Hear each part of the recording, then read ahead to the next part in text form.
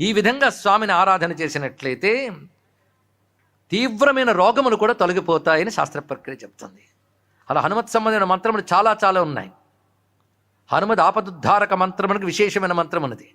అదేవిధంగా లోలల్ లాంగూల పాతేన మమారాతి నిపాతయ అంటూ లాంగూల సంబంధించిన మంత్రములు ఉన్నాయి. హనుమంతు లాంగూలాన్ని ధ్యానం చేసేది. ఇది హనుమంతుని తోక ధ్యానం ఒకటి ఉన్నదండి. తోక మహిమ ఏంటో మనం చెప్పుకున్నాం మొన్ననే. అది తోకమంట, అమ్మవారి శోకపమంట, రామచంద్రమూర్తి యొక్క క్రోధపమంట. ఏదైనా లంక తగలబెట్టింది అక్కడ. ఆ క్రోధానికి, అటు శోకానికి, ప్రతాపానికి కూడా సంకేతంగా తోక ఉన్నది. పైగా హనుమంతుడు ఎప్పుడు విజృంభించినా తోక నేల మీద కొడతాడు. అప్పుడు తోక పైకి లేస్తుంది. తోక పైకి లేచి ఉన్నటువంటి స్వరూపమే ఆపదుద్ధారక హనుమాన్ మంత్రమూర్తి అని చెప్పుకున్నాం. ఇలా పైకి లేచిన తోకకి పూజ చేయడం అనే పద్ధతి ఉందండి, లాంగూల పూజ అని. అది తమిళనాడు చాలా చోట్ల జరుగుతున్నది. దీనికి కారణం తమిళనాడులో సుచీంద్రం అని స్వామి యొక్క స్వయంభూ క్షేత్రం అనేది కన్యాకుమారికి దగ్గర. అక్కడ తోకకు బొట్లు పెడతారు. రోజుకు క్రమంలో పెడతారు దాన్ని. దానివల్ల సిద్ధి పొందడం కనబడుతుంటుంది ఇక్కడ. అంటే వాల పూజ. వాల పూజకు శక్తి, ఒక రహస్యం ఉందిట. అది కొన్ని పురాణాంతరాల్లో చెప్పబడుతుంది. ఒకసారి దేవతలందరూ వెళ్ళి శివుని ప్రార్థన చేశారు.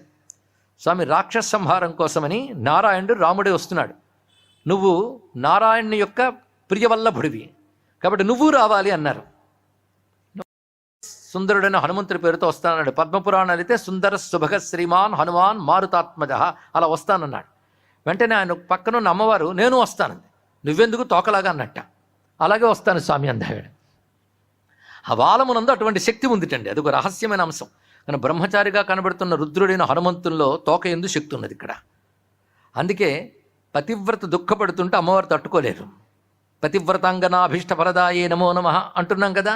అందుకే సీతమ్మ దుఃఖపడితే తట్టుకోలేక తోకే తగలబెట్టింది మొత్తం అయ్యా అంటే శక్తే ఆ పని చేసింది అయ్యా అని ఒక రహస్యాన్ని పెద్దలు చెప్తున్నారు. ఇది వాల పూజ విశేషం.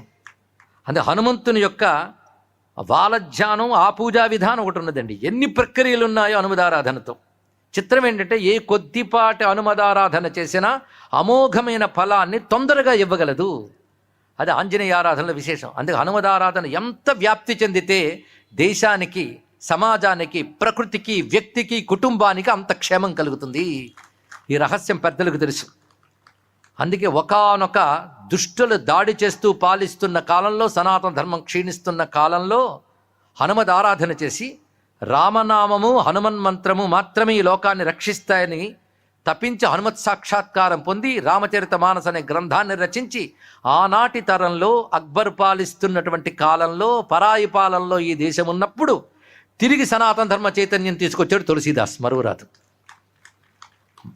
అదేవిధంగా తర్వాత జరిగిన మరొక గొప్ప విషయం, కొద్ది కాలం తర్వాత మరొక మహానుభావుడు వచ్చాడండి. ఆయన తలంచుకుంటే పాపాలు పోతాయి. అలాంటి మహానుభావుడు ఉద్భవించాడు మహారాష్ట్రలో. బాల్యంలోనే ఆయన హనుమంతుడి ముందు కూర్చుని అఖండంగా ధ్యానం చేయడం మొదలు పెడితే హనుమంతుడు ప్రత్యక్షమై ఆయనకు రామతారక మంత్రం ఉపదేశం చేశాడు. తారక మంత్ర సిద్ధి పొందాడు, సర్వశాస్త్రవేత్త అయిన ఆయన. తర్వాత సన్యాసాశ్రమాన్ని బాల్యంలోనే స్వీకరించి ఈ దేశం కోసం తప్పించిపోయాడు.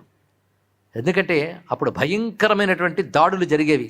సనాతన ధర్మం పైన ఆలయాలను ధ్వంసం చేశారు ఔరంగజేబులు మొదలైనటువంటి పాతకులు. ఆ సమయంలో ఇలాంటి ధ్వంసాలన్నీ జరుగుతున్నాయి. క్షోభపడ్డాడు మహానుభావుడు. ఏమిటండి, గొప్ప జ్ఞాని కదా, భక్తుడు కదా, ఎక్కడో మూల కూర్చొని జపం చేసుకోకుండా దేశం కోసం ఎందుకు తపన పడతాడంటే, మహాత్ములందరూ దేశం కోసం తపన పడి తపస్సులు ధారపోసారు గనుకనే ఇన్ని దాడులైనా భారతదేశంలో మిగలగలిగింది. మహాత్ములందరూ తపస్సులు చేసి ధారపోసారు గనుకనే 500 ఏళ్ళు తప్పించిపోయినా మళ్ళీ రామాలయం మనం తెచ్చుకోగలిగాం.